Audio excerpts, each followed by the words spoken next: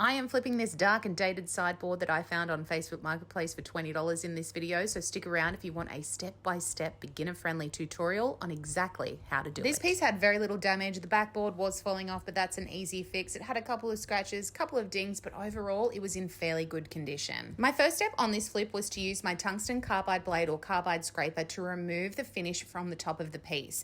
This is an alternative technique to using a chemical-based stripper or just jumping in and sanding the finish off the top of the piece. Carbide scrapers will save you a lot of time, and they will save you on your materials because you won't be gunking up as many sanding discs, and you won't be using another product like a chemical-based stripper that can get quite costly and they're pretty toxic. You can pick up tungsten carbide blades from Bunnings in Australia if you're in Australia, or if you're overseas you can get them online with Amazon. There's not a lot of difference between the tungsten carbide blades themselves. However, the ergonomics of the handles can change. So you might find some that have another little handle. Mine's a pretty basic model, but it's cheap, cheerful, and it really does the job. Some of my top tips for using a carbide scraper are to start your first scrape. So the first line that you take, you want to be half on, half off the piece.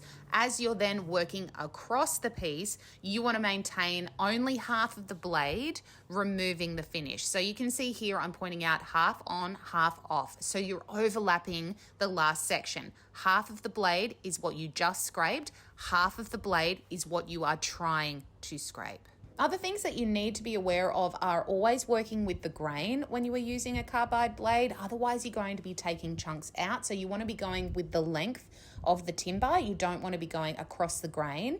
You need to maintain a 45-degree angle as well. So you don't want to be having your handle too low or too high. It needs to be at that 45-degree angle. And you also need to make sure that the bolt that tightens the blade into the handle is tight. It needs to be fastened and firm. The next part of this video, I'm actually going to slow down to normal speed, and I'm going to turn the sound on so that you can get an idea of the speed that you're scraping and the sound that you should be hearing.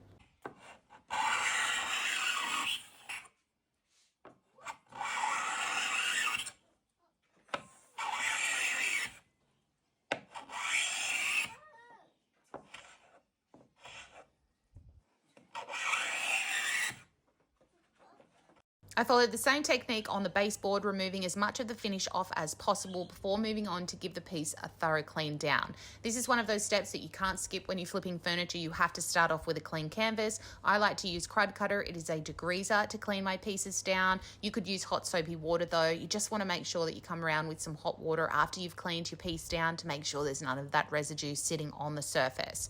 I removed the doors and all of the handles to the piece so that I could get in. I was going to be painting the internal part of this cupboard, and it's just a little bit easier to work with the doors off, and you don't necessarily want all of the hardware to be getting paint on it, obviously, all of the hinges, etc. So I gave the piece a thorough wipe over and then came around with that hot water to remove the residue that may have been sitting on the surface. You only need to look at this bucket of water. That is why we clean. Once everything was completely dry, I went around and filled any imperfections that I could find with gap filler and moved on to sanding down the top of the piece. I jumped straight in with 120 grit sandpaper on the top of the piece, then moved up to 180 and finished with 240 grit. In most cases, after you've scraped the surface down, it is sufficient using 120 grit sandpaper to remove that initial part of the stain that's left over, and then you only have to quickly go through with your 180 and your 240. I wanted to balance this piece out by having the top and the baseboard natural timber, so I went the same route with my carbide scraper first, then following with that 120 grit sandpaper up to 180 and 240 grit. After I'd finished sanding the baseboard, I went around with that same 240 grit sandpaper to give the piece a thorough scuff sand. Now, scuff sanding is essentially creating a bit of micro texture on the surface of the piece where you're going to be painting so that your primer will adhere to the surface effectively. Your aim with this is to see no shine. So if you're working on something that has a varnish like this, you want that varnish to look milky.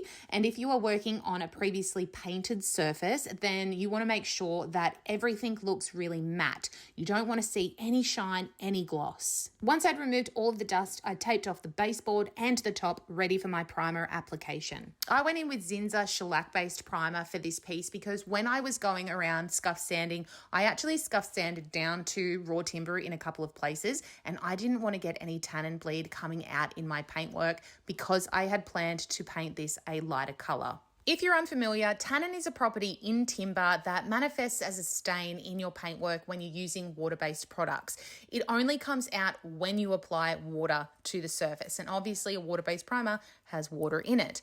The only way to stop this is to create a barrier between the timber and the paint product that you are putting on. So that's what a shellac and an oil-based primer does. It inhibits water from being able to penetrate into the timber, therefore stopping that tannin from leaching out any further. Painting furniture isn't just slapping on some paint and hoping for the best. And I've created a guide through the link in my bio, which will teach you everything that you need to know to create beautiful painted pieces of furniture step by step. I go through what tools to use, how to prep your piece, what primers to use in what applications, and I've compiled all of the tips and tricks that I've learned along the way to save you time and you money, because you'll know exactly what products to buy to achieve the result you're going for. I did a total of 2 coats of paint on this sideboard, sanding in between with 600 grit sandpaper to ensure that I was getting the smoothest finish possible before moving on to paint washing. The top of this piece was finger jointed and it was Indonesian oak or rubber wood, so there was a little bit of variation in the tone.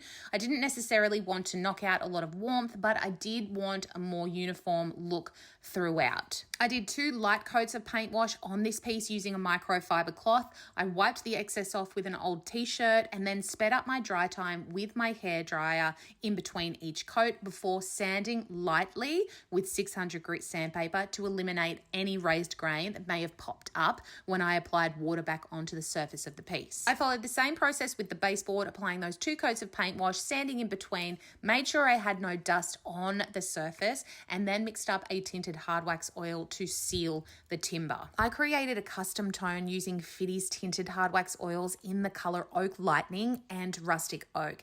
This gave me a beautiful espresso sort of tone on the top of the piece, and I applied using an old t-shirt. I don't know what happened with my camera, but I didn't actually film the application of this one, but you can apply it with a roller or with an old t-shirt, buffing it in. It's toy safe, food safe. It's also water resistant and stain resistant, so it's a fantastic product to use on raw timber, especially on a high traffic piece like this one. Once it was completely dry, I moved it back inside, tacked that backboard back on, and sprayed all of the rollers with some silicone spray to make sure that they were rolling smoothly. It was then time to install some new handles, and for this set to go with that beautiful beigey taupe tone, I chose an aged copper handle. To get this back to a functional sideboard, I wanted to replace the shelves, so I just cut down some marine ply that I had from a previous project and left them natural, matching up to the top of the piece. So the same paint wash and the same FIDDES HARDWAX oil seal. So guys, just a reminder of where we were, and this is where we are now. A stunning neutral color palette, some beautiful contrast between the natural timber and that paint tone. I love the copper handles. I think they really work to complement this whole look. But as always, I would love to know what you guys think. So let me know in the comments, do you think it's a nail or a fail?